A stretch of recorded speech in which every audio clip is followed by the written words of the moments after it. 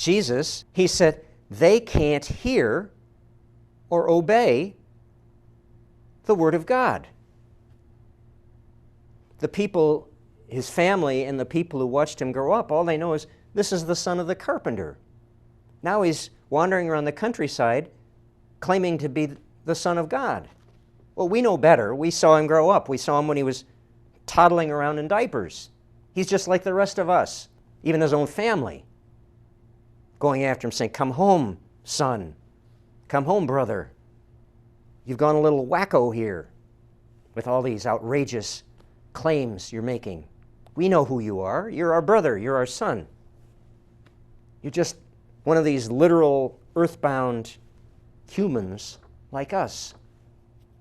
His family, his friends, his community, all they could see was through these literal, what Jesus called the human eyes, not through God's eyes, not through the imaginal eyes.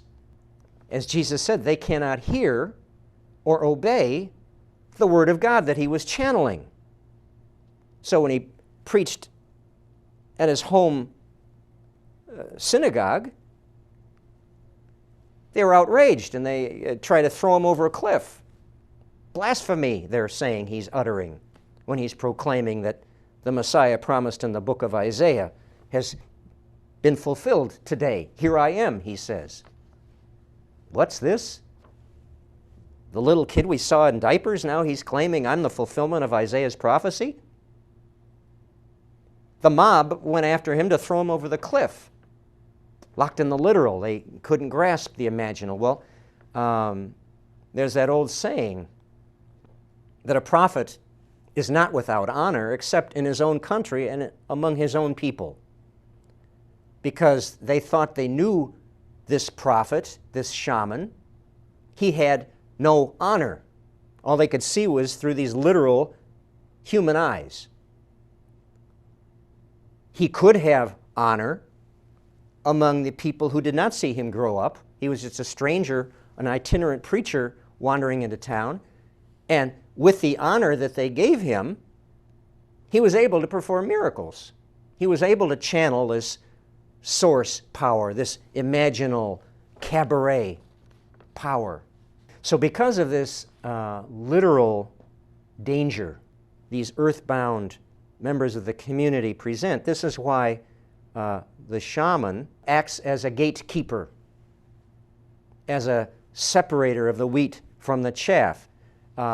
Jesus, we know, had this heart of compassion, but there's a line out of a Sinead O'Connor song, which I think is appropriate. Ruthless compassion. As the gatekeeper of this cabaret, of this imaginal zone of the kingdom of heaven, you have to be selective in who you're hanging out with. Even as an agent of divine source power, channeling this vast wellspring, you're still just a human. You only have limited time, limited mojo. You have to be selective how you use it.